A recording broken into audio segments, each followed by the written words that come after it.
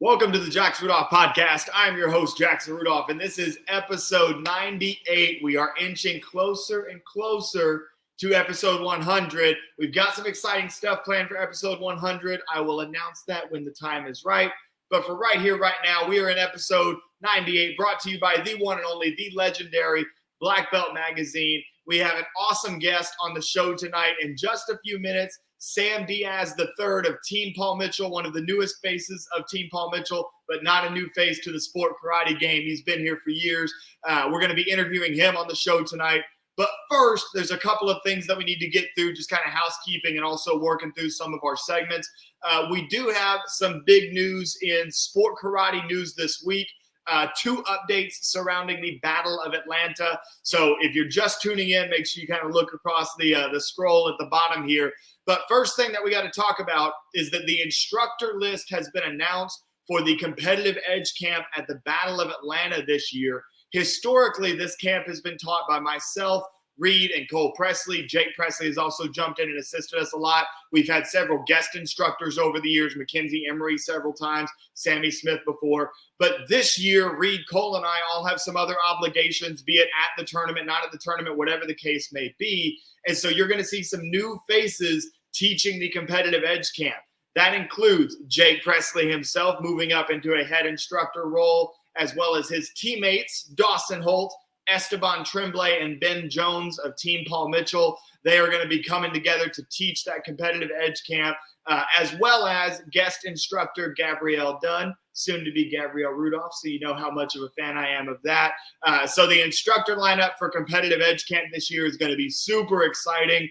Several Paul Mitchell team members, Gabrielle coming in for some traditional kata as well, which has not historically been offered at competitive edge camp. It's really never been a traditional kata camp. And now Gabrielle has offered to step up and help us bring that to the competitive edge camp. So make sure you guys stay on the lookout for that at the Battle of Atlanta before competition. More details will be coming out shortly. Couple of other little updates here. We had some big birthdays this week. Arguably, in many people's eyes, this isn't arguable, but I'll just say arguably to be respectful of everybody else.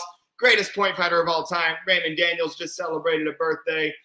Regina Thompson, one of the great female point fighters of all time, celebrated her birthday this week. And then today is Elijah Everill's birthday, arguably the top point fighter on the planet right now.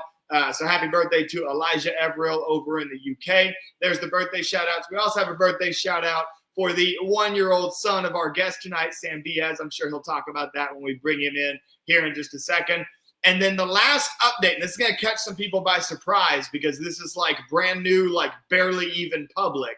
But there is a special event both leading up to and at the Battle of Atlanta that is called the Cage Showdown. Okay, Cage, I believe, is an acronym. I'm not even sure what it stands for yet. There's going to be more information about this rolling out over the coming days and weeks. But long story short is, and you've probably already seen this scrolling across the bottom, the entire concept of the Cage Showdown is that it is going to be masked sport karate competitors. So these are sport karate competitors that you've seen on the circuit before, whether it be NASKA, ProMac. I know who a few of them are, but I'm not going to tell you because that would defeat the purpose. And so it's masked competitors that are going to be competing with this whole idea of it being a completely unbiased competition between these athletes. So in theory, their identity is going to be completely concealed. They're going to go out and do performances. And this is going to be competition that both leads up to and then kind of culminates at the Battle of Atlanta. And here's the big news, $10,000 in total prize money for this challenge. The winner of the whole thing gets a $5,000 grand prize. That is huge money for sport karate, especially for just one thing. This is the Cage Showdown. Again, it's kind of a black box right now. There is more information that is going to be coming out, but that's really exciting and really cool. So everybody stay tuned. Black Belt Magazine will be covering that, any new developments and new announcements regarding the Cage Showdown, both leading up to and at the Battle of Atlanta. One more thing for housekeeping. There's your sport karate news this week. We also have to announce before we bring in the one and only Sam Diaz that our hashtag JRP challenge winner this week was Nolan Grunwald. I'm going to do a screen share real quick and give him a shout out of his Instagram post. where he put up a video of a comma section, which was the challenge from last week. So we're going to let Nolan show off his comma skills real quick. Little release over the back behind that. Nolan, typically known as a bow competitor, a student of mine and a member of Team Infinity. He wanted to show off his versatility with some comma skills, under the leg, little Michaela Johnson style, double spin catch and a strong finish. And ladies and gentlemen, this is what can happen if you participate in the hashtag JRP challenge. Stay tuned till the end of the show to find out what this week's hashtag JRP challenge is. But if you want to get featured on the Jackson Rudolph podcast, do the challenge every week. And just like Nolan here, you got a pretty good chance of getting featured if you win one of those challenges. So I'm going to go ahead and stop sharing that. Nolan, thank you so much for your submission, my man, and congratulations on winning that challenge. And now, without further ado, we're going to bring in the man of the hour. We've got Team Paul Mitchell's one of the newest faces on the team, Sam Diaz III. Sam, thank you so much for taking the time to come on the show tonight. And I just want to give you a chance. Introduce yourself to our Black Belt Magazine audience here. Okay, well, before we start, thank you so much for having me. I know we've been trying to work this in the books, and I appreciate your flexibility. So I am Samuel Diaz III, the newest member with Team Paul Mitchell. Super grateful for this opportunity and blessed to be able to live out one of my dreams and, continue pursuing the excellence in Karate Do that I've been trying to do for years, so it's been great. Thank you for this great time to be on here. That's awesome. And it's a pleasure to have you. And by the way, I alluded to it a little bit, but I'll give you a chance. Give your boy a shout out. Yeah. Yeah. So just an exciting weekend, not only with the podcast, but my son, Samuel Diaz IV. He turns 1 year old. He turned 1 year old yesterday, and we've been planning. And tomorrow we have we're doing a small little family gathering to celebrate. And then later this summer, we'll do something once after his baptism. Then we'll do a larger gathering. But happy birthday to my son. He is my pride and joy, and it's amazing what every day brings with him. It's just a new journey every single day. So it's awesome. That's awesome. Love to hear it. And happy birthday to him one more time. And by the way, for those of you tuning in, if you've got questions for Sam, make sure you drop those in the comments below. Sam, we're going to start off with some of the easy stuff, right? So take us all the way back. How did this whole martial arts journey start for you? Not just competing, but martial arts in the first place. Where did that come from for you? Okay, so so I started training in karate at 2.5 years old. My mother got me signed up, and it was because I wanted to, like most kids, either you want to be a Ninja Turtle or a Power Ranger. Because of my age and my generation, I wanted to be a Ninja Turtle, and I loved everything ninja in general. So at that age, she was looking around to try and find a dojo that would allow me to enroll with them, because at such a young age, it was, some were apprehensive. And I started out training with my instructor. My first instructor, his name was Matthew Malisi. He was in Bridgeport, Connecticut. So we were training out in Pequannox in Bridgeport, Connecticut. So I was one of the housing projects there. And it was in Shotokan Karate. He also had a background in Goju, but we trained Shotokan. And it was tough training. And he gave me a solid foundation, into what would later develop. And when his dojo closed down, then I moved on and I went to his instructor, to his sensei, which is Shihan Errol Bennett in the Bronx, New York. So twice a week, mom and dad would take that 45 minutes to an hour drive, bring me to the dojo to train. And then it turned into 3 times a week, because Saturdays I would get in there as well to get the training in. And it was a blessing, because Sensei Bennett, he allowed me to grow as a martial artist, and he himself was, a triple threat. He was working Kobudo, he was working kata, working kumite, and he really instilled in me the importance of being a well-rounded martial artist, training it all and understanding how the different facets of karate, of martial arts, will play into each other to help you. Because the knowledge, if you want to be good at kata, doesn't mean just drill kata. You want to be good at kumite, don't just drill kumite. You have to work it all together. Kata is that essence of karate, but it all works hand in hand. So so it started out 2.5 in Bridgeport, Connecticut, and then moved on to Sensei Bennett in the Bronx, New York, and that's where I've been ever since. That's awesome. Such a cool Yeah. story. And one thing that I want to dive into here, because it's something that I've noticed, particularly amongst our community here on the Black Belt Magazine Facebook page, because I read y'all's comments, right? And there's often, with any post that goes out there, whether it be about sport karate or about traditional martial arts, there's often a disconnect, right? And it seems like, some people on one side of the fence of like traditional martial arts can't, like, no, sport karate, no, like forget that stuff, right? But what's funny is on the other side of the fence, like sport karate people never bash traditional martial arts. That's a one-sided hate, but I digress, right? You're somebody who obviously comes from a very traditional background and now have found love for the tournament scene and sport karate. So how did that start for you? How did the tournament idea come into the picture? So I started, my first tournament ever was ironically called like the Valley Championship, or the Valley, like it was very Karate Kiddish, but it was out in like Shelton in the Valley here in Connecticut, like Shelton or Derby area. And it was an open karate tournament. That was through my instructor at the time, Matt Emilisi, brought the school there. And I went to compete, and I remember going up for kata and doing my kata and then sitting down and then getting called back up and not understanding what was going on. Turns out, years later, I figured out that I tied for first place, and I just walked in the ring, bowed, and walked out. So therefore, you didn't do another four. If you didn't, you get a 0. You automatically get second. The other kid gets first. But that was the first taste of a tournament. And then when I moved on with Sensei Bennett, he himself dabbled both in traditional tournaments and open tournaments. He was Shiano Bennett he's a legend. He is a legend, and he paved the way, as well as many other martial artists at the time, specifically for martial artists of color, to shine within that open realm and be a force to be reckoned with. And him coming from a traditional background into open karate, he would bring us to traditional tournaments, but he himself held an open karate tournament right in the Bronx, New York. It was called the Duel of Champions. There's a list of who's who that has fought at that tournament, especially East Coast competitors. Champion for years at the Duel of Champions was Akin Williams.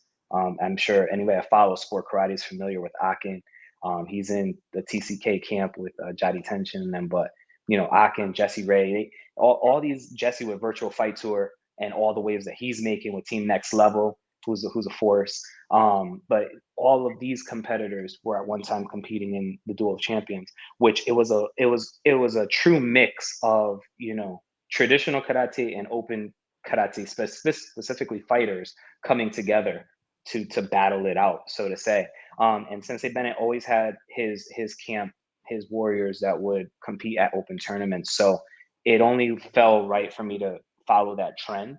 When you speak of the traditional competitor, the traditional martial artist who would bash open tournaments a little bit, at first I felt some of that, like, what's going on here? That wasn't a clean technique. That wasn't but you have to understand the game. And as you understand it, that's where I fell in love with it. And Sensei Bennett would always instill in us that, you can be a traditional martial artist, but you still have to be versatile. Your mind has to be open enough to adapt to whatever realm you're in. And that's where you have the excellent cream of the crop fighters, cream of the crop competitors that are able to rise, those that can adapt both ways. You look at Raymond Daniels, since you were just talking about, we were just talking about him. Raymond has fought in some traditional stuff, Kumite Classic. He's been able to go in there and hit. And he has to make adjustments, and it's tough, but he was able to do it. Jason Borelli did the same thing. And you have many traditional competitors that were able to transition over to open karate. So with the open circuit, when I came back full stream, I didn't attain Shodan rank. So I didn't attain first degree black belt until the age of 18. Even though I started at 2.5, in traditional Shotokan karate, they weren't promoting kids to black belt, no matter how long you were training. So I was going to adult classes at 11 years old with my father, and but I wasn't going to test until I was 18. So at 18, I test for a Shodan, and then I say, oh, well, let's go hit this NASKA circuit now. Which, anybody who decides to, at that age, jump into the NASKA circuit, it's a huge learning curve, especially going into the kumite portion, the kata portion as well, because at that time, kata on the NASKA circuit is different than what it is right now. It was much more commercialized kata. It was more of a show, a performance, as opposed to now the kata that you're seeing that is really making a mark is more. It leans closer to WKF style kata. There's still a performance element in it, but you're still seeing a traditional kata, not a kata that was kind of pieced together or a combination of three or four forms that were put together. But it was Twin Towers was the first NASCA tournament I went to, and I went into my kata division, and I think I got like eighth or something like that. But I was like, eighth out of 15, I'll take it. That's cool. First time, let's do it. The kumite was interesting.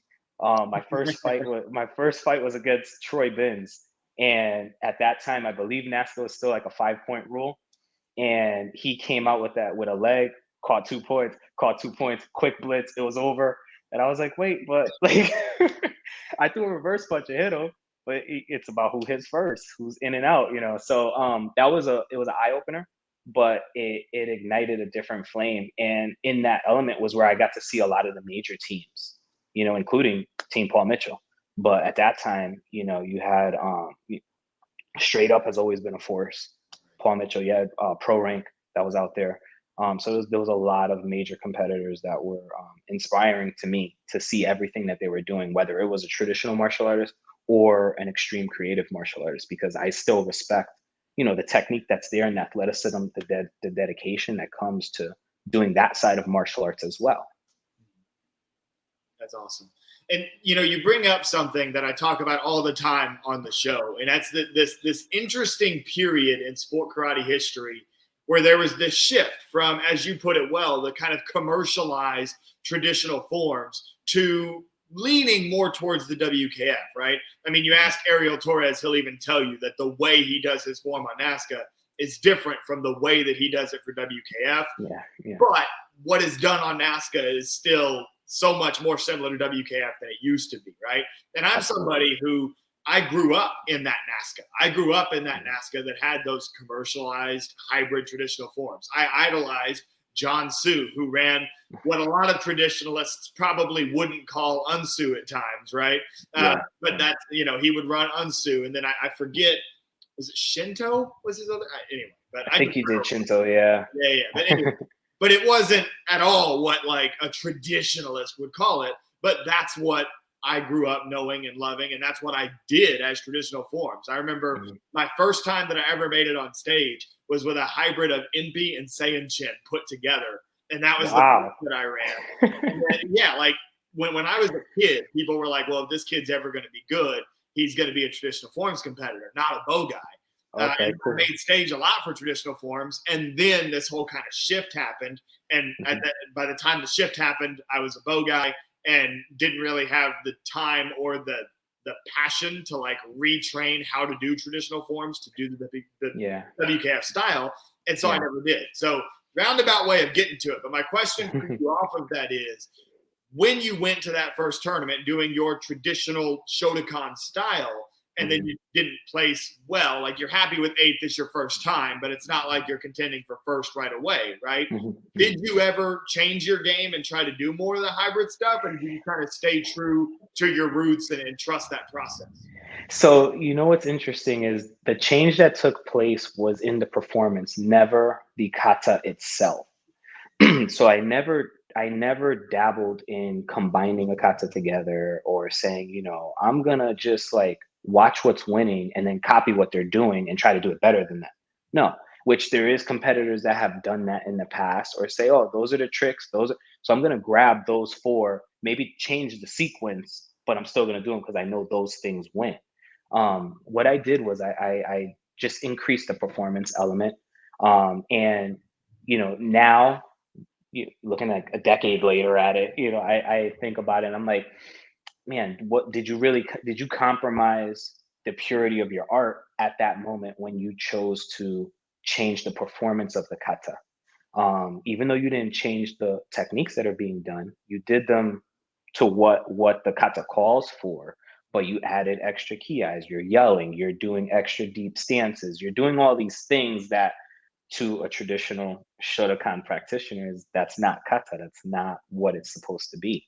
But again, it comes down to if you're gonna play the game, you got to understand the rules, and sometimes you have to adapt. And at that time, not at that time, tournaments have never been cheap. Unless you're going to like a local tournament. If you're going to travel to these NASKA tournaments, there's a lot of cost incurred. So you want to give yourself the fairest shake that you can. I was very pleased when things started to change and we started going more towards the WKF style. And when you look at, the people that were making that shift, you look at Keith Weston making that shift and using his stature, his weight to kind of like say, no, this is what you're supposed to do. You had Jarrett Liker that shifted and started doing traditional kata. Joey was staying true, saying, no, we have to represent traditional kata. And that was actually, it was funny because around that time when my kata I used to run was unsu, actually. That was the first NASKA kata I ran for Twin Towers and for Capital Classics. I did Gion. And then what I did for weapons was I made an adaptation of MP and I did it with Eskrima sticks. Because I was like, I have to figure out a way to look different. I don't want to bring a bow into the division because I'm not going to move my bow as fast as everyone else. And I don't have the time to figure that out. So let's figure out what we can do to make it different right now.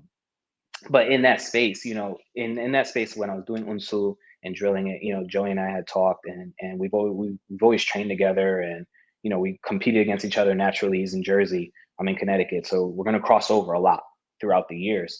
And it was, Sam, let's just keep this traditional essence alive. Like, let's do this.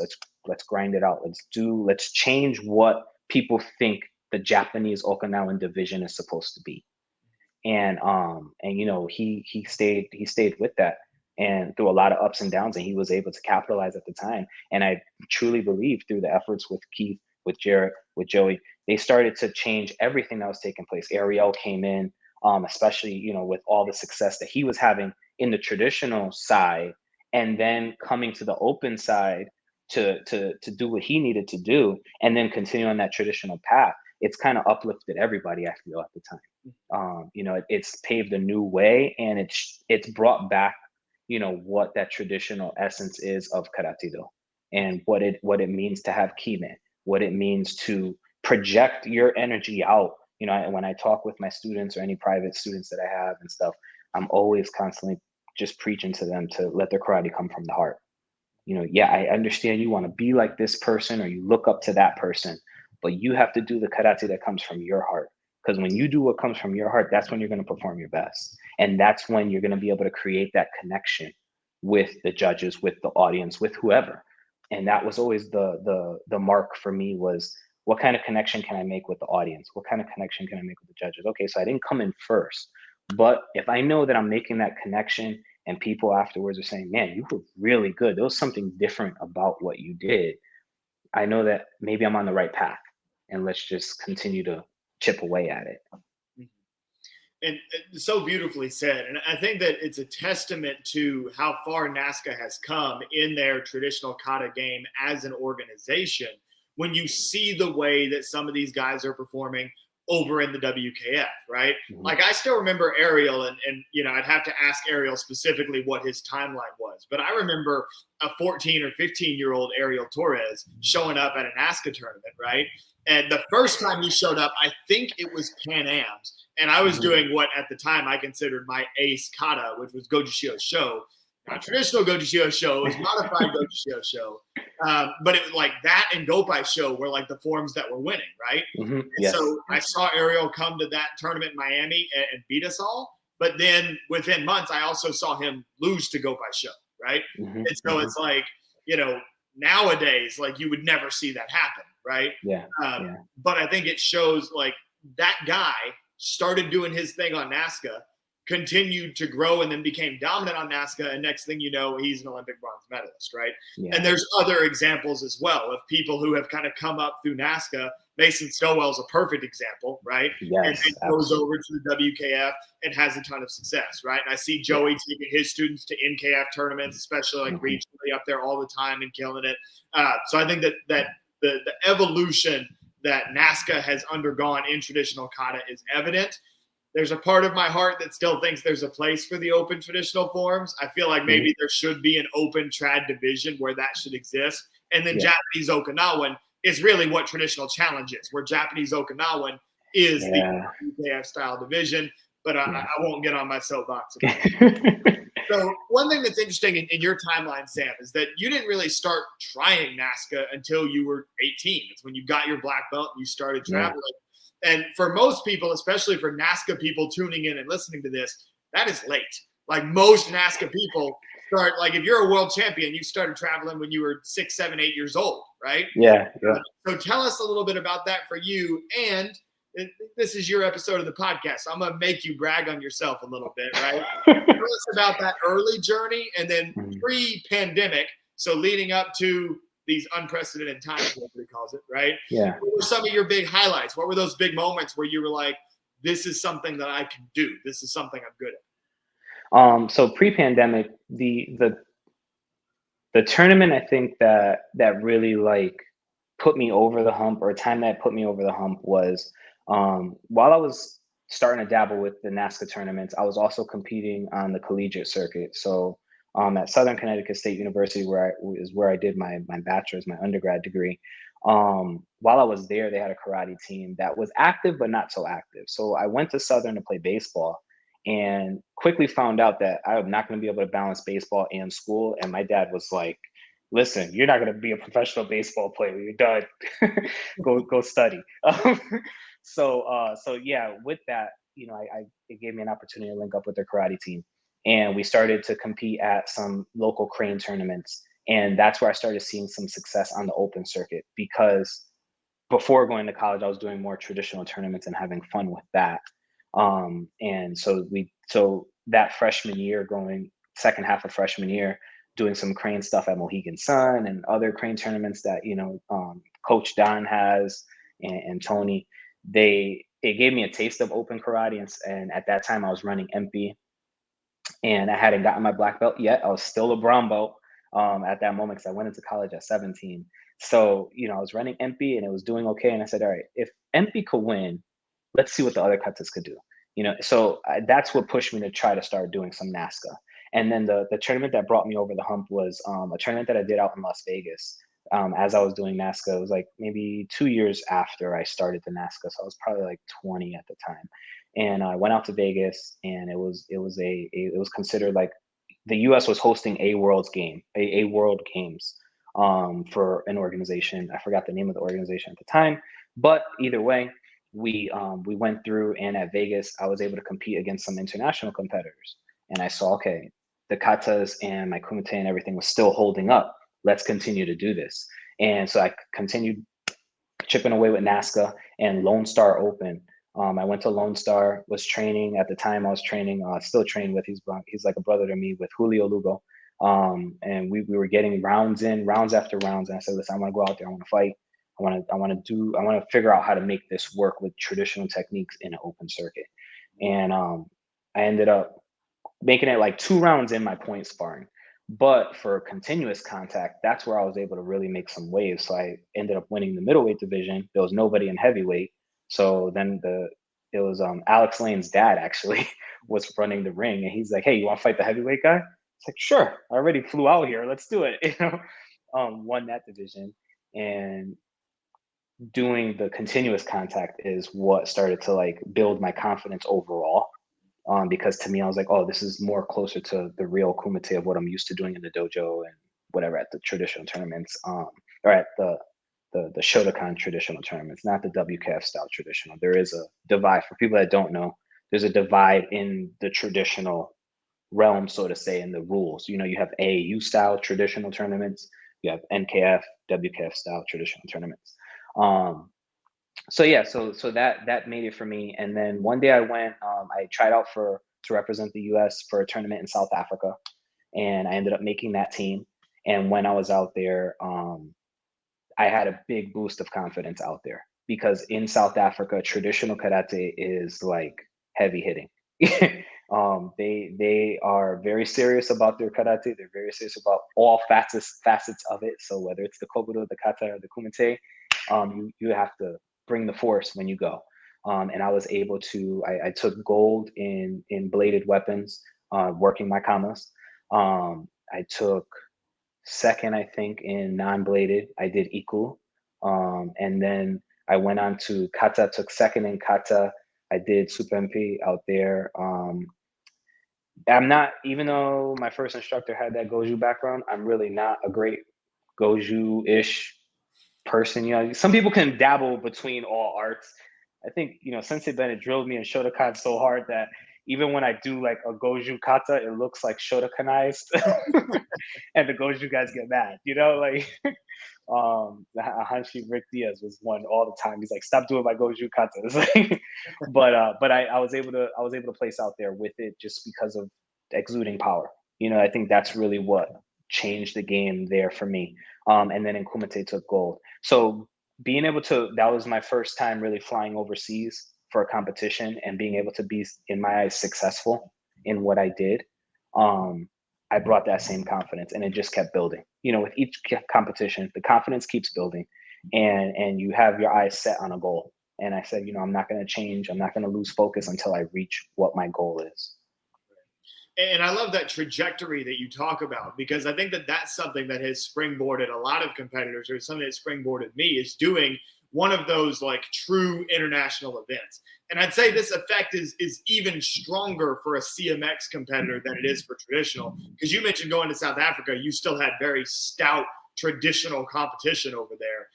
But in CMX, in a lot of ways, CMX is a very American thing, right? And so it kind of had to spread and disseminate to other countries. And so there's a little bit of a lag. There's, of course, exceptions. There are some incredible CMX competitors that come out of England, come out of Guatemala, so on and so forth. There's exceptions all over the place. But in general, the average international competitor in CMX forms or weapons typically isn't at the same level as the average American CMX forms and weapons competitor.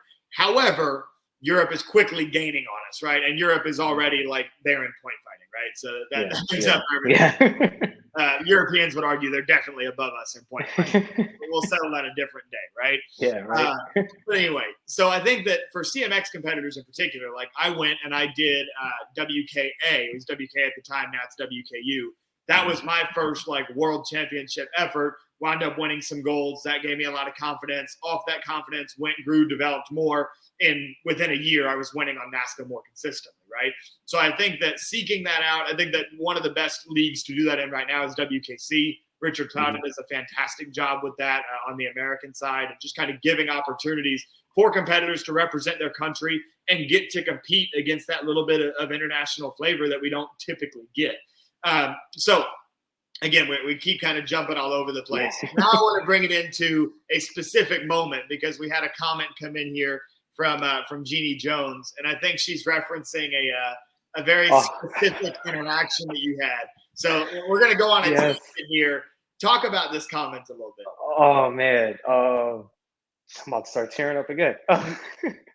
So Miri, when I was at the Warrior Cup, just this past Warrior Cup, going into that tournament, I was very unsure of myself, and someone who has always helped to keep me grounded. Not only my fiance Debbie, but my brother, my mother, my father. Like, my family has always been there. My brother has always been one that has like let me know how it is, whether it's good or bad or different. So going into that tournament, super nervous. And at the Warrior Cup, made it through my divisions, and I'm going into grands. And I was blessed to be able to make it to grands for weapons and for kata that day. In the 30 and up division, I won 18 plus bladed, but that hadn't happened yet. And I'm on the side trying to zone in, and all of a sudden I felt like this little hand kind of touched me, and I was like, oh, and Miri's mom was like, oh no, she's just feeling. She heard you speaking, and she's feeling where you're at. And I was like, oh, okay. And it didn't really click yet. I'm like, she's feeling where I'm at. All right.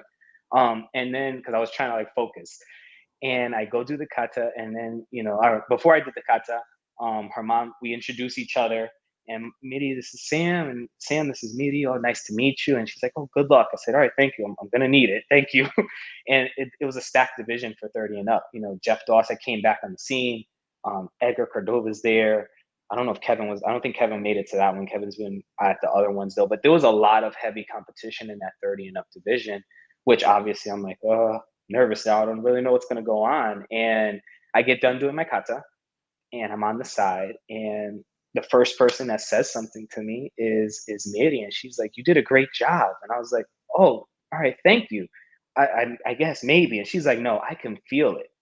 And that's when it clicked, because I was out of that zone of competing, and I realized that Miri's blind, but she still felt the kata. She felt whatever I was trying to give from my heart to everyone else that was in that space sharing that moment.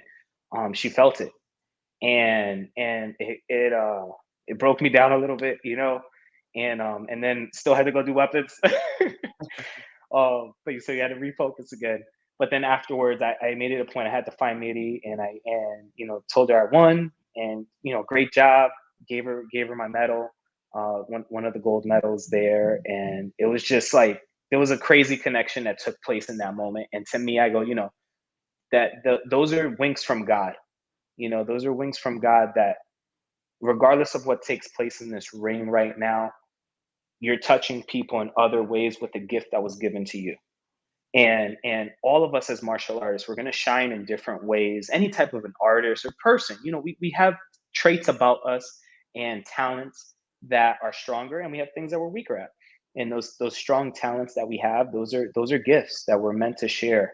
And I was blessed to be able to have that moment and still be able to keep a connection, with Miri and the Williams family. And it was great, And actually Jake, ironically, was the one that introduced me to the whole family, because they were all there competing, and it was an amazing moment, and it's, again, the how the paths all end up crossing, because then later on, being able to be a teammate now with Jake, I'm Paul Mitchell, and everything kind of coming full circle in different ways. So yeah, so that's the story behind making a blind girl feel. It was those moments. That's beautiful. That's beautiful. I remember hearing that story for the first time and just thinking about how cool that was. And good segue here, because Miri's somebody that inspires so many. You talk about when you first came on the scene, and this will also kind of give our viewers a good idea of kind of like who was big at the time, right? So as you were first coming on to NASKA and kind of seeing, who is this guy, who's that girl, right? Who were some of your biggest inspirations that you came to those first few tournaments, you saw them, and you were like, that's the level I want to be at? Who were those people for you? So coming into the NASKA tournament, or onto the NASKA circuit, obviously Kevin Thompson was always one. God rest his soul. God bless him. He was always an inspiration to me, because I was blessed to be able to see Kevin Thompson outside of NASKA as well. And I was like, man, this is that same guy that I saw at a tournament in Jersey, right?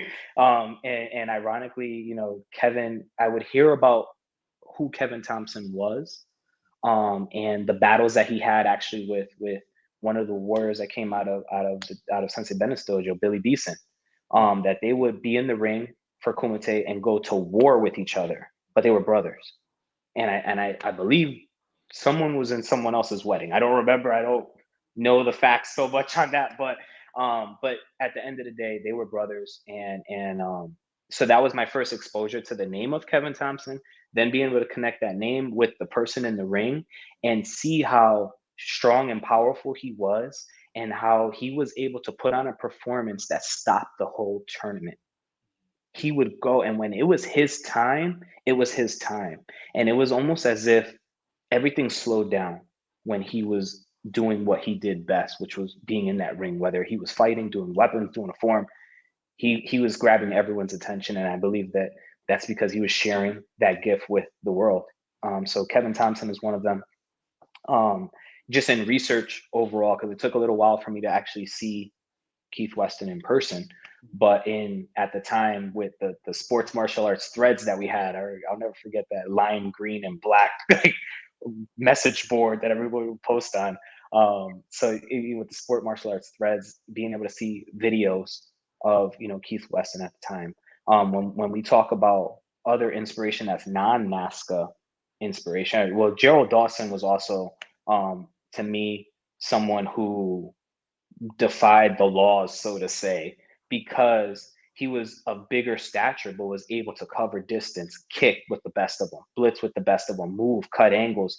He broke down the fighting to such a science that he knew exactly what he could do and can't do, and did what he can do to the best of his abilities, no matter what the situation was. And I think that came down to his understanding of timing and being able to read a fighter, adapt, understand the timing, and go forward.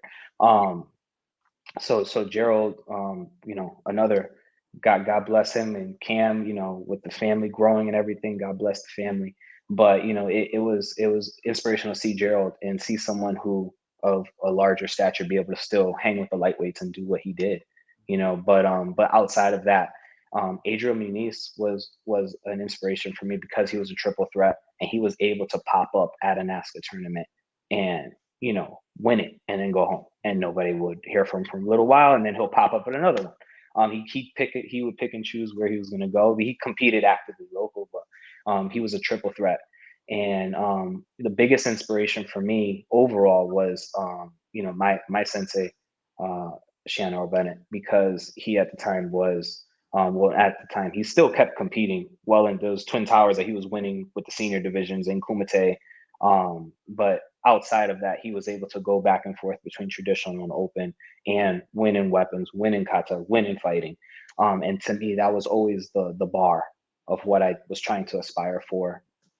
But then on that open circuit, in terms of fighting, also, you had a lot of fighters out there that were amazing. You look at Ibby. Ibby would go to a tournament, give Pedro fits, give everyone fits. I feel never got as much of the shine as maybe he should have gotten, but he still was out there winning and doing his thing. And if you knew, you knew. Mafia Holloway was another one. There was so much talent on the East Coast that can really like give fits to fighters across the nation. And just because Akin was another one that he was out there when he would go to a tournament, he would put a hurting on people. And then I'm also very interested in, because I was doing more of the continuous also at the time, in addition to like the point fighting and weapons and forms and stuff. Alvin Prouder was someone that I looked up to in terms of just like watching, trying to get footage, because obviously I didn't see him in person, but trying to capture footage and, just wherever I could find a video, whoever I can talk to, how can I get a story, to just understand, how things function on the other coast, because it's a different fight game on the West Coast and the East Coast. So that's, such a great list of people who you were inspired by. You mentioned throughout that Kevin Thompson, Gerald. You mentioned Pedro at one point, like mentioning all of these Team Paul Mitchell legends, right? Yeah. So again, perfect segue, right? So one of the newest additions to the team, we had a huge pickup with all kinds of talent, and you were a part of that. So just tell us a little bit, when did that become your goal? When did you decide that black and white is what you wanted to wear? And then, of course, tell us about getting that phone call. So it became my goal. I first saw Paul Mitchell at one of the Twin Towers tournaments. I forget if it was my first tournament or if it was, the next year. But either way, I saw, I believe it was Marcel at the time, and he was wearing black and white. He was doing a creative form. I forget if he was doing team or not, but either way, he was so clean that I was like, oh, wow, how do you do that? How are you able to throw such a clean reverse punch, such a clean oizuki? You had good front stance. You didn't compromise your technique, but you were still moving fast and you were still able to win these divisions. Daniel Sterling was another one. Matt Emig was another one. So watching all of these forms competitors that, even though they were extreme, they weren't traditionalists, but they were extreme forms competitors, at least in competition. I still respected the level of talent and dedication and the grind that goes into being that elite person in that division. And I know I'm hitting different eras there, but that's how I envision it. So when we're speaking to when was it a goal to be on a team like Paul Mitchell, to be able to represent that black and white, it was seeing these individuals, and then seeing that Kevin Thompson, this person who I kept hearing about, is representing the black and white, is the man on this team, and he's able to do it in a way that transcends generations. His performance was giving fits to 18-year-olds, 19-year-olds, but he may have been 30 at the time, let's say, just to throw numbers, but he was still able to give fits to these younger people because he lived his art. And I said, man, if somebody like that can represent the black and white, and that's what I daily try to align myself with in terms of living my art. I want to be in that company. That's where I want to be at. So that was always the goal. And honestly, there was a point in time where I was like, I don't think this is ever going to happen. We have those moments. It's like, all right, Sam, you're getting older. Might have to just face the facts of what it is. But it was a blessing to be able to get that call and have that opportunity. And you said, what was it like getting the call? The funny part of the story, or the funniest part of this story, is that I was in the office and I'm, getting ready for a meeting, and my phone rings and I see that it says Chris Rappold. And I'm like, oh, and my heart starts beating. And they're like, pick it up. Because, I was meeting with like 3 or 4 of my coworkers. So they all knew what was going on. They know my life. They know what's happening on the outside. That I do martial arts, music, whatever it is. We share with each other. So they're like, pick up the phone. And I'm like, okay. I pick it up, the call drops. So I go to try and call it back, call drops. And I'm like, oh no, like, at that point, you get like, you're already nervous to pick up the phone. And then on top of it, now you can't even connect with the person that you were trying to speak with. So I run down the stairs, run outside to go make a phone call. It's a busy tone. And I'm like, oh, he's trying to call me now. So I send him a text, and he happened to text me right at that moment saying, hey, Sam, it was a Friday when it took place. He's like, I'll just call you tomorrow after 1. And I'm like, no, I'm going to call you from my desk phone. Because I'm like, we can't let this wait till tomorrow after 1. So I call him from the desk phone, and he gives me the news. He says, the executive team met, and he like took a little while to get to that point. Just talk, we met, we talked about a lot of things, talking about the direction. We're talking about this. And I'm kind of like, yep, okay. So what does that mean for me? But no, he gave me the news, and he said, we'll be honored to have you as a part of the team. And at that point, it was like there was a sigh of relief inside of me. My heart stopped beating fast, emotions came, and then immediately I felt some pressure because, now you've reached that point that you were trying to reach, but now the real work comes in because you need to uphold. You have to, you could work to get there, but getting there isn't good enough. You need to now follow through and uphold the legacy of those that came before you. And the first person that is the person that comes before me that I think of is, Kevin Thompson, Gerald, because Chris made it a point. He said, Sam, the last time Paul Mitchell has picked up a senior was, he's like, never. Like, he's like, that's typically not what's done. The seniors that we had on the team were already on the team and transitioned into that role, so to say. And then when the write-up, there was a write-up that came out, the announcement for everyone that got picked up on Paul Mitchell. And that night, Jake gives me a call. Everybody's calling, yourself. It was amazing how welcoming the whole team was, because we've been on teams that it talks about, it's a family and we're there for each other, and those may not be exactly what the principles that are followed through on. It's just talk, but it was immediately like a warm welcome for everybody. And when Jake called, Jake and I had been competing against each other. Diamonds, we went against each other on stage. Warrior Cup, go against each other on stage. Went against each other on stage earlier that year somewhere else. I forgot. But either way, I was like, this is the guy I got to beat. That's my hump right there. I have to get over that hump. You have to figure out a way to make these commas beat that fast bubble. But when he called to welcome me, we're talking, and he's like, I just want to. We got a chance to get to know each other at the Warrior Cup really nicely, and at Diamonds a little bit.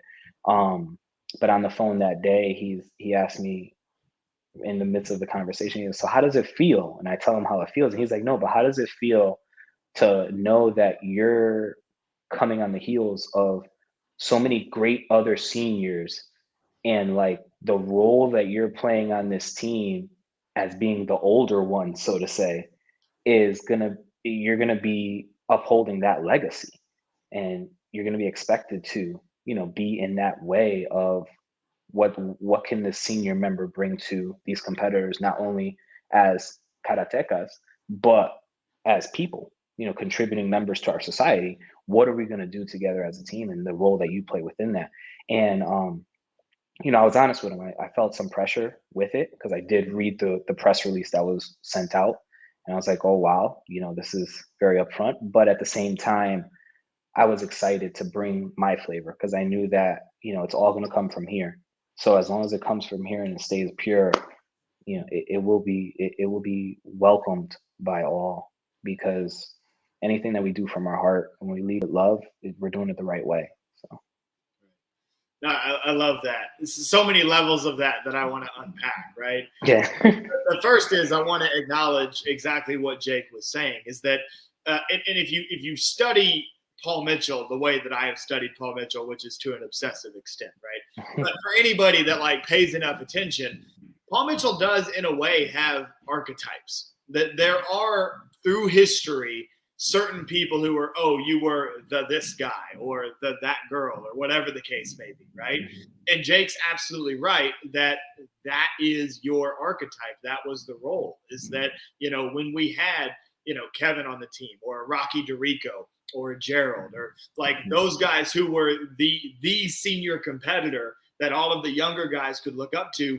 And now what's so interesting is that our team is as young as it's ever been.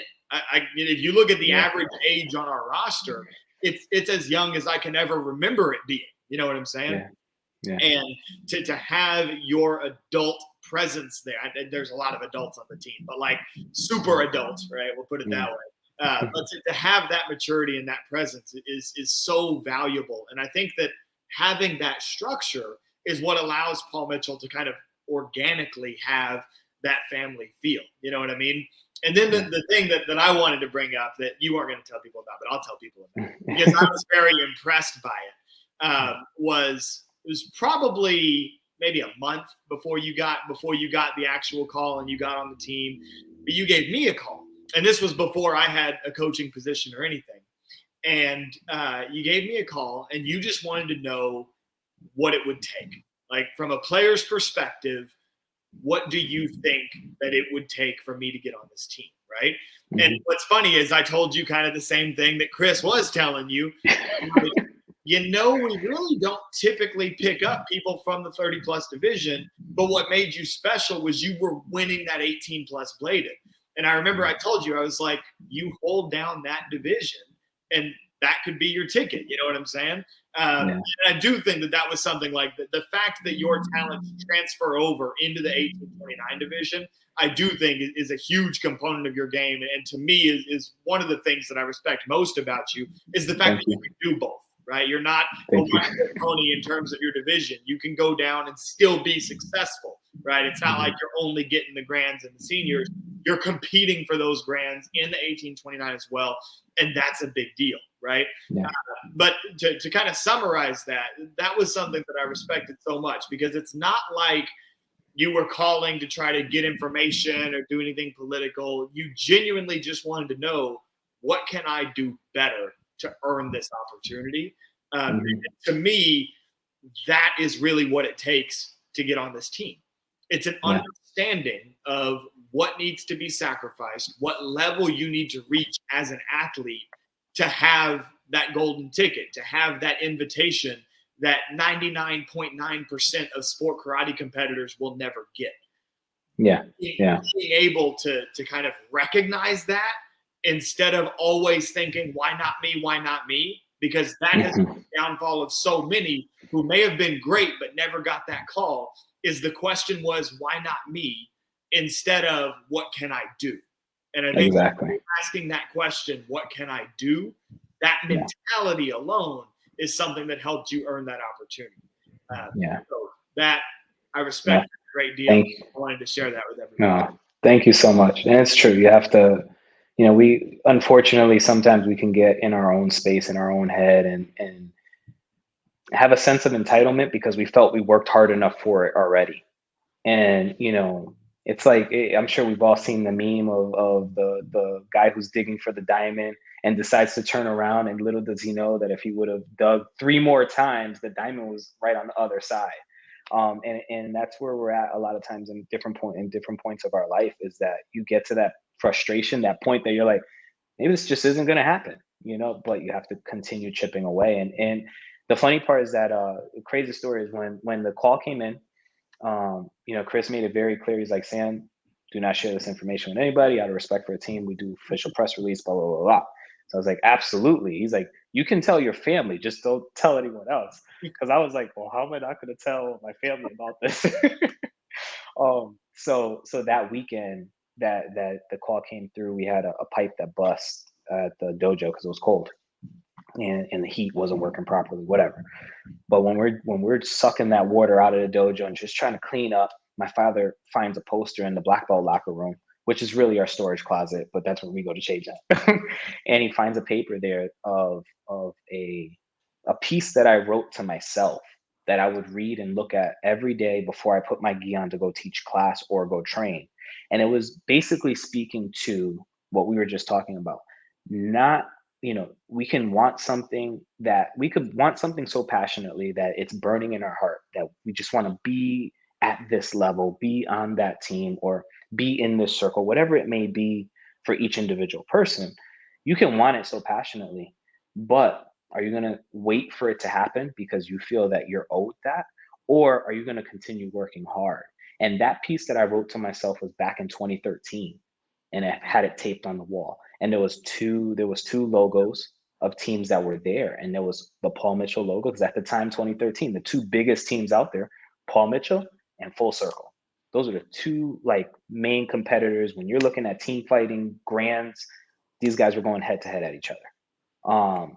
And that Paul Mitchell one was just always there all the time, and the Full Circle was naturally because my fight coach is Coach Conroy.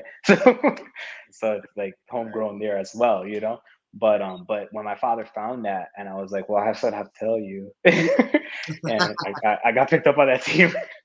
It was pretty cool, and we still have it now. It's in the office, right next to our desk there. When we're signing people up, whatever, and when I'm getting ready for class, I look over and just continuously still remind myself, because now it's like, all right, you achieved it, but again, you have to work hard to uphold. Right. And remember where you come from, right? Because that's what's going to help you continue to motivate you and push you forward. So tons of inspiration there. Love it. Now I want to get into, so for anybody that's tuning into this episode, for some of these discussions of relatively controversial topics in sport karate, right? Is because there's this whole movement seniors need to be seen more. I'm 100% on that bandwagon, right? Mm-hmm. And then there's also this whole well, NASKA and what do they do for traditionalists and how does that all work together? We've talked about that evolution some. So I want to dive into both of those a little bit here in kind of this last phase of the episode.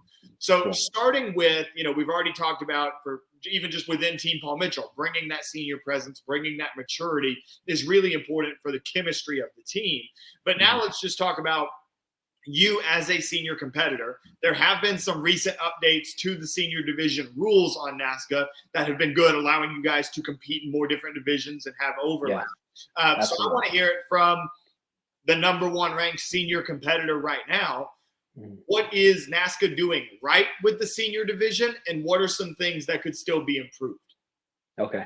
The thing that they're doing right is, well, not all tournaments are doing it, but allowing your senior weapons grand and your senior forms grand to go against each other in that nighttime show. Now, diamonds, you're going against each other to figure out who's going to the stage for the nighttime show. But it's still a cool showdown. But then you look at competes, you had Edgar and Kevin going against each other on stage in that nighttime show for that overall title. You could be the overall forms person, you could be the overall weapons person, but who's going to be the person? I think that extra level of competition is exciting. It forces us to stay on top of our game, because now it's another performance you have to pull out. So I think that's definitely something that NASKA is doing well, and I hope that more promoters adopt that format. Warrior Cup, having you compete through to figure out who's going to the stage. With Warrior Cup, it's interesting. Warrior Cup a little different because you have the male and the female winner going against each other, because only one person is going to go to stage for the Warrior Cup. For the forms, it's not that the man and the woman get to go. So maybe if we can do something better, it would be having that split there, to have a female Warrior Cup, male Warrior Cup. You have your female diamond, male diamond for the senior grands. I think last year senior grands I went against Becca, Becca Liker, and we had a great showdown. It was all love backstage, and it was fun to go up there. For me, I'm like, all of this, I'm like, man, you never know if you get this opportunity again. Go have fun, be present in the moment, and enjoy it. Now, things that we can maybe improve on for senior competitors. I think that the senior division right now is as competitive as it's ever been. You have many, especially in the fighting divisions. You look at Warrior Cup, you had some really heavy hitters there that can flex back and forth between the 18-year-old division and the 30-plus division. I myself doing that with weapons and stuff, and I may be dropping down. You may see me pop into an open division every now and then, just to have fun. But you have a lot of competitors who are able to flex back and forth. So I think with no understanding that 30-year-old division is as competitive as it's ever been, and the 30 is no longer the over the hump retirement age. I feel that 30, when you're in your 30s, especially for traditional karate, but overall, because everybody's training, we're cross training, everybody's doing things differently now than what was done in the past. But 30 is really where you're starting to hit your peaks when you're in your 30s, no longer mid 20s. It's 30s you're hitting your peaks because you understand your body at a different level in that point, and you can no longer just rely on speed or power.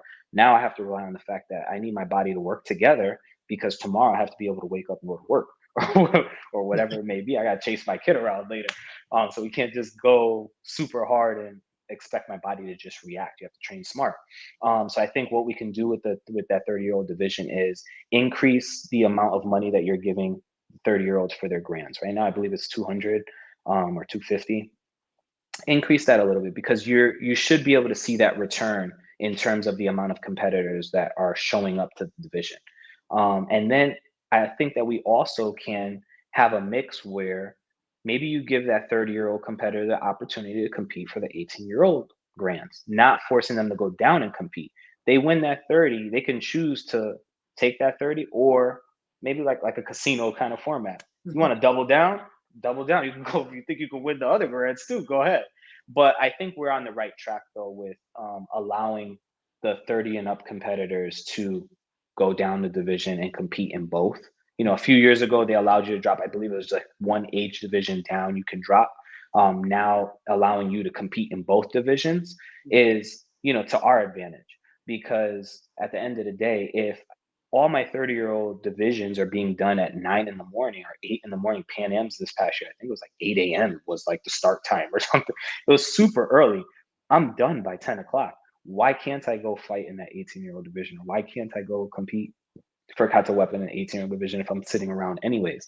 Now, with that, I have the understanding that if both divisions are running at the same time, you run the risk of being disqualified from one or the other.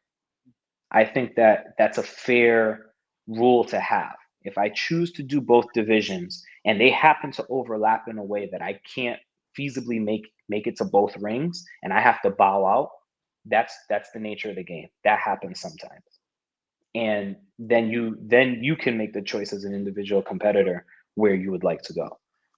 Luckily, I've been able to continue competing both, even last year when it technically wasn't acceptable to be doing both divisions. I was slipping in there a little bit. It was Mr. Ruth actually. That was a reverse Jack Felton rule. Is that how? Yeah. you had Mr. Ruth after Pan Am's when I got off stage. He was like, "Oh, I gotta tell you something. If you would have won, you might have been disqualified because technically you weren't supposed to do that." But it is what it is. I'm glad that now it's working out. But in terms of for the 30 and up competitors, what they're doing right is having that true overall and giving us another level of competition, forcing us to step up our game, forcing us to be able to perform that extra time. You got to empty your gas tank, and guess what? You're going to have to empty your gas tank again. Right. Figure out where you're going to muster that energy.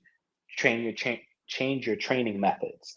So that way, if you know that you're an elite competitor, understand that you may have to perform your form, your weapon 10 times today. That was Warrior Cup, because I think Jake and I had a conversation before we went on for the 18 plus grands, and I was like, man, I just did this for like 10 times. I think I just want to bow out. And he was like, if you want to give me $500, whatever. I was like, oh, I forgot about that. No, we'll compete against each other. But yeah, so that's what's being done right, and things that I think we can improve on. Right. No, I think that's beautifully summarized. And, I think it hits on two big things. Number one, the ability to go and compete in those divisions, right? Like if the competitor's ready for it, let them go for it. You know what I mean? If you are in your 30s and you are willing and able to go compete against the 18 to 29, go do it. Like allow that to happen. So I do think that's a good thing. And then the prize money issue is a systemic issue, right? Because the seniors are grievously underpaid, but then also like everybody else is underpaid too, right? Because it's, they cut the grands down to $500, what used to be $1,000. By the way, tournaments are having like record attendance post-COVID. So like the whole idea of it being a COVID relief thing, which was valid when it started, absolutely was valid early coming out of COVID, but now we've got this huge rebound and tournaments are super well attended again. So the money flow should be there. And one thing that I will always scream from the rooftops to promoters, and Coach and Christine did an excellent job of this with Ocean States. The players saying that the prize money should be greater, number one, is because the sport needs that to look legitimate, right? Because, if anybody here is like, oh yeah, I won the whole tournament, I got $500. Automatically the sport doesn't sound that great, right? So it increases it legitimizes the sport is what it does. But also the players saying prize money should be higher does not mean that more money has to come out of their promoters' pockets. Do what Coach and Christine did. Go find a sponsor. All you have to do, make the phone calls, be dedicated to it, and find the people who are willing to help these athletes get what they deserve. So if NASKA does go back up to the $1,000 limit to be a NASKA tournament for an overall grand championship in the 18-29 division, and you're a promoter that isn't so sure about that because you don't want that money coming out of your pocket, find the sponsor and that'll take care of it. The money doesn't have to come out of your pocket anymore because that's what a sponsor does, right? But anyway, so I think I agree. I agree. And Coach and Christine, they like you said, they did a great job, and they definitely, I think, set the tone to show that the competitors are there, the people are there. So let's go back to what we were doing before, and finding those sponsors is the way of doing that. With it's a collision place, I think, that sponsored the majority of that money. I forgot the name of it, but they did a great job with that tournament. It was very professionally run. I think it was pretty timely too, in terms of the layout. That the hotel for Ocean States has always been a weird layout in terms of all the different ballrooms and stuff. So you get confusing to keep track of your competitors or your players. But in terms of the layout of the schedule of the day, the run of day, they were pretty efficient in how they ran it. And it was awesome. It was awesome. That nighttime show was great. You had a lot of, having Superfolk Wallace there, excited a lot of people. I saw kids and dads taking those pictures and being there, like, hey, I remember watching you when I was a kid. So, but those are the memories, and that's what these tournaments are about: is creating those moments, those memories that'll last a lifetime. And they did such a good job. And I'm going to shout out Ocean State Collision Center. That was they sponsored a lot of stuff at the Ocean State Grand Nationals. Also, Female Fighters Matter too. They did a lot of sponsorship for Ocean State. So shout out to both of those entities that provided sponsorship for the event, as well as Century Martial Arts.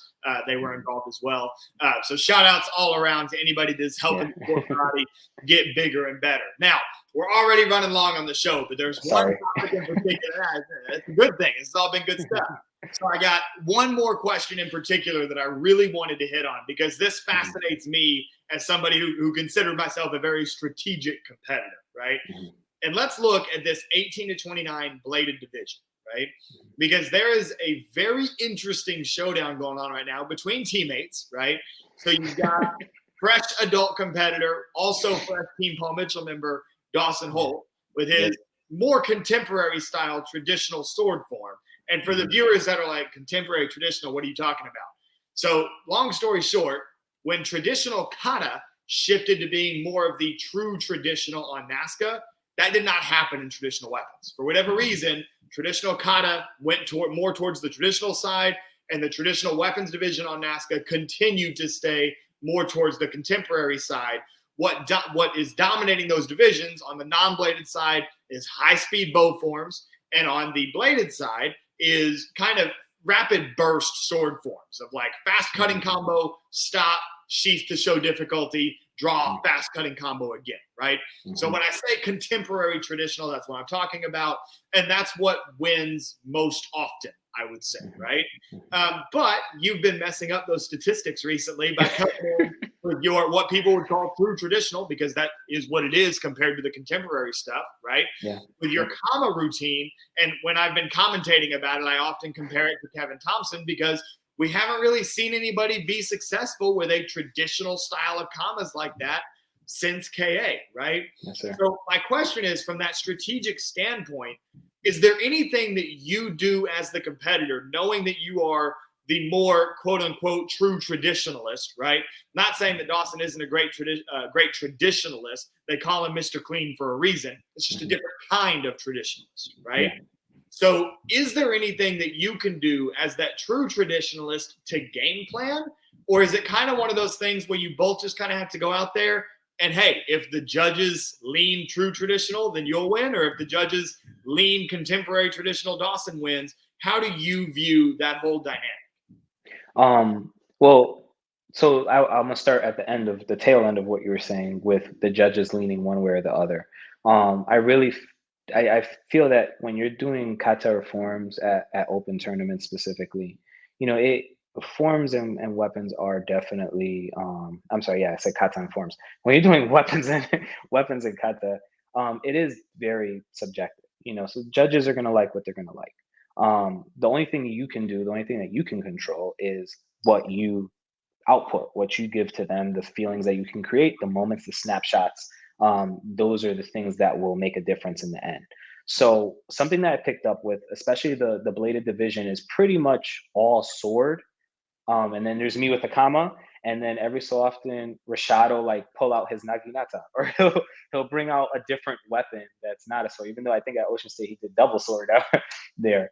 So it's a pretty much all sword division. One piece that I did pick up on is that the resheathing, creating those moments of calmness, and then exploding. So when I looked at the division and I said, I think I could really compete with these guys. What am I going to do? The first thing that came to mind was, Sam, you're the old guy. They don't want you to win that division. That was like what I said to myself. And, self-talk is a lot. It could be our best friend, or it could be our worst enemy, depending on how you want to frame it. I framed that self-talk in, that means that you got to work harder. That means you have to be more powerful. That means that you have to really show and bring a different level of kime to that kata, to breathe life into it, to make someone believe that, if this blade was sharp and you were on the end of it, it will cut you, or it will cut through whatever the thing may be. So I think that going into the division, I said to myself, if you use your experience and use your karate, like foundational karate, not even weapons, because the form that I'm running in the bladed division is not traditional kobudo. It's traditional kata. I adapted it into that bladed division. The foundation of that kata is gankaku, but we adapted it and changed a couple of things to be competitive in that realm. But it's not true kobudo. But you can take the same principles from your kobudo and bring it into the kata to bring it to life and to make yourself stand apart. And the things I think that stand apart that help me are the fact that I'm not wearing hakama. So the hakama gives a lot to cover. If you have poor stances, it could be your friend, because it'll cover the fact that you're not bending your knee. Maybe your knee is a little crooked from your foot and the alignment is off. You won't be able to tell.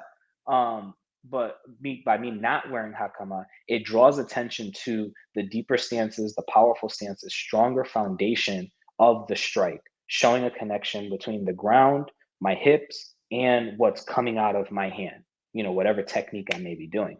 So I think that's helping me.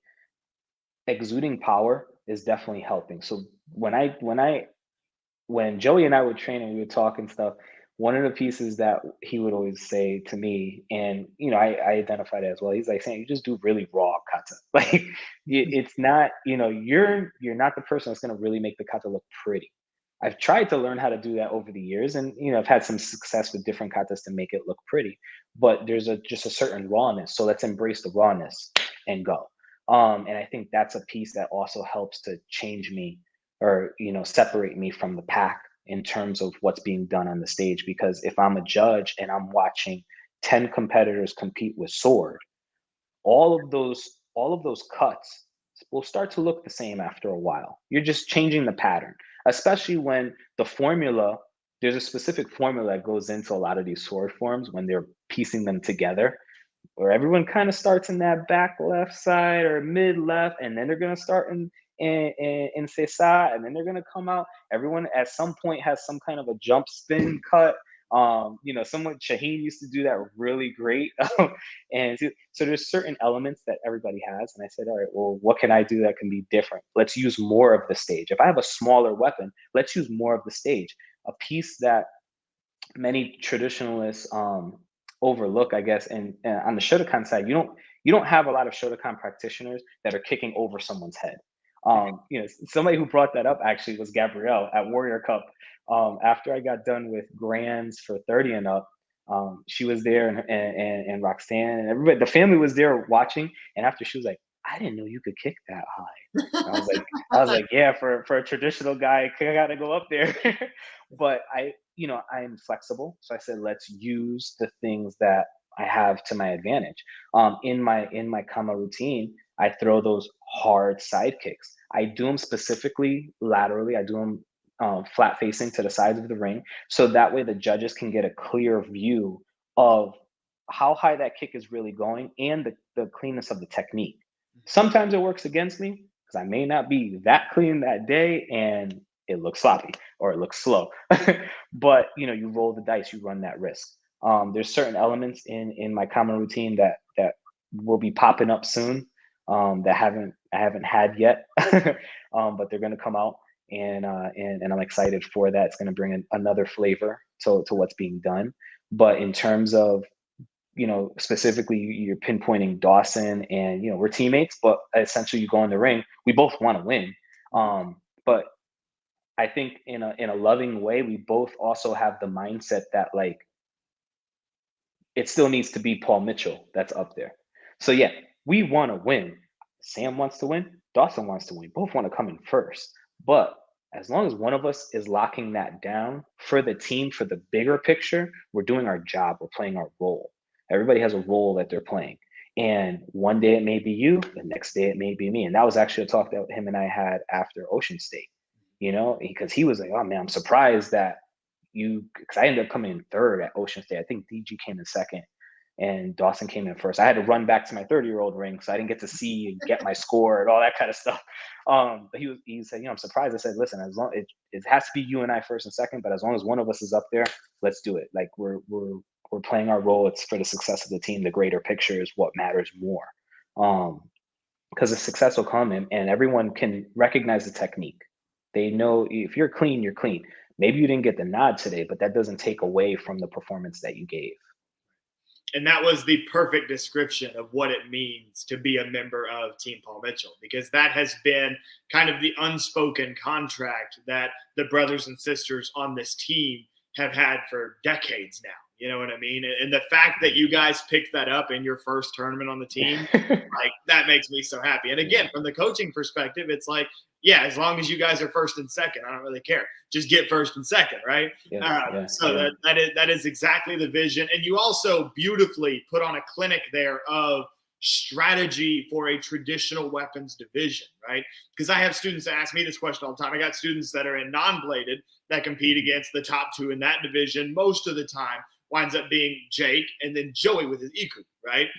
And so I've got contemporary bow kids that they're not kids, they're adults because the men's division, but you know what I mean. But they come to me and they're like, well, how do I strategize for Joey? Like, how do I if I can beat Joey, then maybe I can beat Jake and we climb the ladder that way, right? And it's like, if you want to beat Joey, don't worry about Joey. Worry about you. Be the best at what you do. And to your point, like you mentioned, the angles of the side kicks, using the mat, find the way to make what you do look best to the judges and be the best at what it is that you do and the rest will take care of itself. Because there's nothing that you're going to do looking at Joey or looking at Jake or looking at Dawson or looking at Sam. There's nothing that you're going to be able to look at and change your performance to make that difference. The change comes within you, right? Absolutely. That's what it's going to take in order to take you to that next level. So I think that you did a beautiful job of putting that together. And Sam, to wrap this up, man, this has been awesome. So many great sound bites, so many great quotes. I want to give you an opportunity to provide closing thoughts. And I know there was one part, we talked about your inspirations, but I know there's somebody you want to give more of a shout out. I'm going to throw this comment up here. Some love. Yeah, he a little shout out to you, bro. Yeah, you know what? Most people are knowing my brother by now, knowing Angel. A lot of times they think he's my son. There's an 11-year gap between us, so that's been a lifelong thing. But you know, I'm gonna say thank you specifically to him, because when I was going through a really rough moment in my life, he's the one that brought me back out to compete again. Even though I was training, my focus wasn't on those things that I once found joy in and loved. I was going a different road at the time. My mind frame was a little bit different, and he pulled me back in. And it was King of New York. He was like, "Hey, what you doing this week?" I was like, "I don't know, sit in the house, nothing." He's like, "You're going to a tournament. I already registered you." And I was like, "What do you mean?" And he brought me out there, and that sparked it. You know, getting the King of New York and getting back in that ring and getting the rust off, it sparked it up. So yeah, the story about winning diamonds. Yeah, that was that. So ask him about that really quick. All right. So at Diamonds, just this past year, we go through the division. I won my kata division, and I won 18 plus bladed, and then ran over and did 30 plus bladed, took second to Corey, then immediately had to do 30 plus forms and took first in that. So I thought, oh, I'm going to stage for a diamond ring. Okay. And they're like, no, you still have to compete for grands later for the forms grands. And I was like, oh, that's right. Yeah. Because I just got ahead of myself. We go through forms grands. I got a decent draw. I think I went up like 7th, and there was like 10 people. And the diamonds grands, if nobody has seen it from 2021, the division was stacked. There was like, you know, it was the end of the year tournament. Everybody that quarantine, you know, restrictions were lifted, whatever, everybody came out. So it was a stacked division. And I went and I got a good amount of 9s and 8s, but there was still that possibility that somebody may sneak a 10. Who knows? You know, because everybody was good. Everybody did their best that day. And when I saw the last person give score and I was like, oh man, I won, I immediately turned at him, run over, big hug. He like lift me up, whatever, because I thought, wow, you just won the diamond ring for 30 and up Forbes, whatever. And everybody, like, they allowed us to kind of calm down. And TC, so Terry Kramer, came over and he's like, Sam, focus, you got to go again. And I was like, what do you mean I have to go again? He's like, you still got to go against the weapons winner. I was like, oh. So like, and for weapons grands, Edgar Cordova bowed out of forms grands, and he told me, he's like, I want to go against you later. But I didn't understand what that meant. I was like, okay, whatever. Like, thank you. I don't know what you mean right now, but all right, we'll go. So that's what he meant, was like, he won the weapon grand. He wanted me to win forms grands, and then we go against each other, because we were for the whole year kind of going back and forth. So it was kind of like, yo, this is the one. Let's go.